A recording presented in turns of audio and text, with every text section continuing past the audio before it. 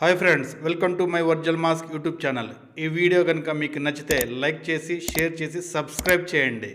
ఇన్నాళ్ళు మనం ఓ తోపు తురం మంచి ఆటగాడు అనుకుంటున్నా నా అన్వేష్ గాడు, వాడి ఒంటిలో నరం ఉంది కానీ కరెంట్ లేదంట.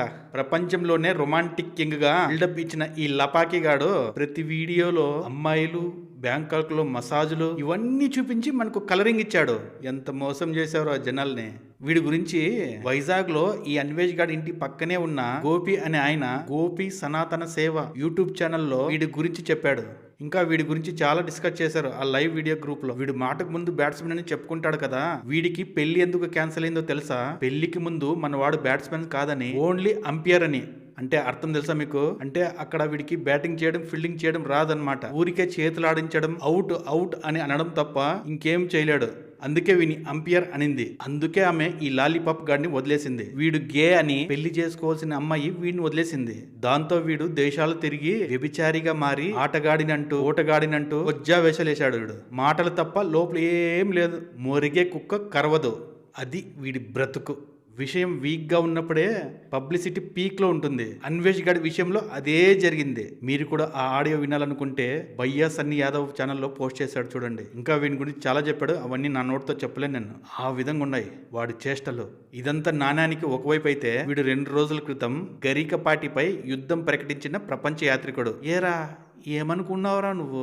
ఒంట్లో కరెంట్ లేకపోయినా వేషాలు బాగానే వేస్తున్నావే. గరికపాటి గారి పైన యుద్ధమా? అయినా గానీ ఆయన నీలాంటి ఆడంగులతో ఎందుకు చేస్తాడు యుద్ధము? ఆకాశం మీద ఉమ్మితే అది నీ నోట్లో నీ ముఖంపై పడుతుంది. అలాగే పబ్లిక్ అంతా నీ ముఖం మీద ఉచ్చబోస్తున్నారు. అయినా కూడా నీకు సిగ్గు శరమని రాలేదు. ఒరేయ్, ఈ గడ్డ మీద పుట్టిన ప్రతి హిందువు శాంతంగా ఉన్నంత వరకే నీ ఆటలు. ఒక్కసారి మా కళ్ళు ఎర్రబడితే నీ గ్లోబల్ టూర్ కాస్త నరకానికి టూర్ అవుతుంది. అయినా నిన్నని లాభం లేదులేరా. మా చేతగాని తనం వల్లే ఈ రోజు నువ్వు ఇంత బరి తెగించి మాట్లాడుతున్నావు. ఇంత జరిగినా ఒక్క సెలబ్రిటీ కూడా ముందుకు రాలేదు. పనికిరాని విషయాలకైతే వచ్చి ఖండిస్తారు. కొద్ది రోజుల ముందు శివాజీ గారు మహిళల బట్టల గురించి ఏదో మాట్లాడారని సిగ్గులేని ఈ నాగబాబు బయటకు వచ్చి శివాజీ గారు అన్న మాటలపై రెచ్చిపోయి మాట్లాడాడు. ఈ కాడెద్దుకి దేని మీద రియాక్ట్ కావాలో, దేని మీద రియాక్ట్ అవ్వకూడదో కూడా తెలియదు ఈ దద్దమ్మ నాగబాబుకి. Waste fellow. అసలు ఆ మెగా కుటుంబంలో ఎలా పుట్టాడో ఏమిటో అర్థం కావట్లేదు. అవసరం లేకుండా దానికి రియాక్ట్ అయ్యాడు. తర్వాత సొంత మెగా ఫ్యాన్సే బండ బూతులు తిట్టారు ఈయన చేసిన మహాకార్యానికి. నిజంగా ఈ నాగబాబుకి రోషం పౌరుషం ఉంటే ఈ అన్వేష్ అనే కొజ్జగాడు మాట్లాడిన మాటల్ని ఖండించాలి కదా. ఎందుకు ఈ విషయం ఒత్తి మరీ చెప్తున్నానంటే, ఎవరో గతంలో హిందువుల గురించి, శ్రీరాముడు గురించి, సీతాదేవి గురించి, ఆంజనేయ స్వామి గురించి తప్పుగా మాట్లాడారని గతంలో ఓ రేంజ్ రెచ్చిపోయి ఈ కాడెద్దు నాగబాబు మాట్లాడడం జరిగింది. అప్పుడు అందరూ అనుకున్నారు ఇదిరా నాగబాబు పౌరుషం అంటే అని. అప్పుడు ఏమన్నాడు తెలుసా? హిందూ మత విశ్వాసాల మీద సాంస్కృతిక విధ్వంసం జరుగుతోంది. నోటికి వచ్చినట్లు హిందూ దేవతలని తిడుతుంటే చేతులు కట్టుకుని కూర్చోము. సీతాదేవి, శ్రీరాముడు మాకు దేవుడు, ఆంజనేయ స్వామి మాకు దేవుడు. మా దేవతల గురించి, మా సంస్కృతి గురించి మాట్లాడితే తోలు తీస్తాం అని పవర్ఫుల్ గా వార్నింగ్ ఇచ్చాడు గతంలో. ఇప్పుడు నాగబాబు పౌరుషం చూసి అందరూ ఆశ్చర్యపోయారు. అదే కాడెద్దల నాగబాబు ఇప్పుడు నీ పౌరుషం సచ్చిందా?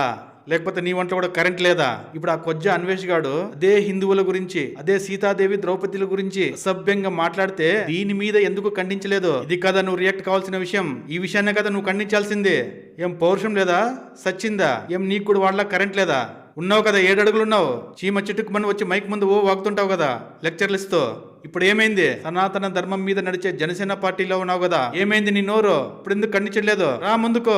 మనిషివేనా నువ్వు? ఆడవాళ్ళ బట్టల మీద వాళ్ళు విప్పుకుని తిరిగే దాని మీద ఉన్న శ్రద్ధ నీకు ఈ విషయంలో ఖండించడానికి నీకు నోరు రావడం లేదు. అసలు నీకు సిగ్గు, లజ్జ, చీము, నెత్తురు ఏమైనా ఉన్నాయా? అసలు ఇంత పనికి మాలిన వాడికి ఆ ఎమ్మెల్సీ పదవి ఎలా ఇచ్చారండి బాబు? అసలు నిజంగా ఖండించాల్సిన విషయం ఇది.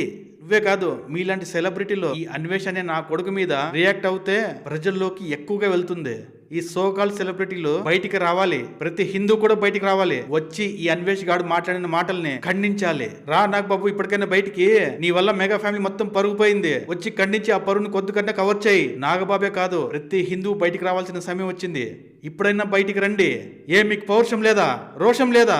లేక మగతనం సచ్చిందా? ఒక లుచ్చ లఫంగి దరిద్రపు ఎదవ వచ్చి మన హిందూ దేవాలయాల గురించి అసభ్యంగా మాట్లాడితే మనకు పౌరుషం రాదా? ఉప్పు కారం తింటలేదా మీరు? ఒక హిందూ అయి మీకు రోషం రావడం రావట్లేదా? బయటికి రండి, బయటకు వచ్చి మాట్లాడండి, ఏదో ఒక విధంగా స్పందించండి. ఇలా ప్రతి ఒక్క హిందువు బయటకు వచ్చి మాట్లాడితే రేపొద్దున ఇలాంటి కొజ్జా నా కొడుకులు మన హిందువుల గురించి, మన హిందూ దేవుళ్ళ గురించి మాట్లాడాలంటే గజ్జలు గజ్జ గజ్జ వనకాలు ఒక్కొక్కడికి. ఒరే అన్వేష్ గా, ఇది త్రేతాయుగం కాదు శిక్షించడానికి రాముడు రావడానికి, ఇది కలియుగం. ఇక్కడ ధర్మాన్ని తాకాలని చూస్తే ప్రతి హిందువు ఒక నరసింహస్వామి అవతారం ఎత్తాడు. ఈ అన్వేష్ గాడివి దాదాపు ఒక 10 నుంచి 15 ఆడియోలు బయటకు వచ్చాయి. ఆ ఆడియోస్ విని చీనమ్మ వీడు మరి ఇంత నీచుడు అనిపించింది. ఈ దేశద్రోహం నా కొడుకు ఏమన్నాడో వినండి ఒకసారి. సనాతన ధర్మం ఎల్లు కొడుకులందరినీ డాష్ పారేసే టైం అయింది. చెప్పండి హిందూ సోదరులారా, వీన్ని ఏం చేద్దాం? మీ రక్తం మరగడం లేదా? ఒంట్లో రక్తం బాయిల్ అవుతోంది. ఒరే అన్వేష్, నా కొడక, మా సీతమ్మను, మా ద్రౌపదిని, గరికిపాటి గారిని అనరాని మాటలు అన్నావు. దిగమింగుకున్నాం, కోపాన్ని అణుచుకున్నాం. కానీ ఇప్పుడు మా సనాతన ధర్మాన్ని, నా భారతదేశాన్ని దరిద్రమని తిట్టావు. ఇంకా సహించం. నీకు ఎండ్ కార్డ్ పడాల్సిందే. ఇంకా నువ్వు పుట్టింది భారతదేశంలో, పెరిగింది భారతదేశంలో. ఈ రోజు నువ్వు ప్రపంచం మొత్తం తిరుగుతున్నావంటే దానికి కారణం నా భారతదేశం. ఈ రోజు నీ ఛానల్స్ కున్న సబ్స్క్రైబర్లు కూడా నా భారతీయులే. ఈ రోజు నువ్వు తినే తిండి దగ్గర నుంచి ప్రతిదీ భారతీయులు నీ వీడియోస్ చూడబట్టి. నువ్వు ఎంత ఎత్తుకు ఎదిగినా నీ పాపాలు పండిన రోజు నేలకేసి కొట్టడం ఖాయం. మా నమ్మకాన్ని హేళన చేసిన ఏ ఒక్కడు బాగుపడినట్లు చరిత్ర లేదు. ఇదిగో చెప్తున్నా, మా సనాతన ధర్మాన్ని తాకాలని చూస్తే మాడి మసైపోతావు. నీ అన్వేషణలో నువ్వు కనుగొన్నది అబద్ధాలైతే మా పోరాటంలో నువ్వు చూడబోయేది నీ అంతం. హిందూ ధర్మానికి వ్యతిరేకంగా నువ్వు వేసే ప్రతి అడుగు నీ పతనానికి పడే పునాది. దేశాలు తిరుగుతున్నానని చెప్పి నీ మూలాలనే మర్చిపోయావా? ఏ గడ్డ మీద అయితే పుట్టావో, ఏ సంస్కృతిలో పెరిగావో అదే ధర్మాన్ని కించపరుస్తావా? నిజంగా నువ్వు మనిషి కావురా. మానవ రూపంలో ఉన్న నీచాత నీచమైన రాక్షసుడివి, గొర్రెతోలు కప్పుకున్న మృగానివి. నీ నవ్వు వెనుక ఉన్న కుళ్ళు, నీ మాటల వెనుక ఉన్న కపటం ఒక్కొక్కటి బయట పడుతుంటే నీ అసలు రంగు ఎంత అసహ్యంగా ఉందో అర్థమవుతోంది.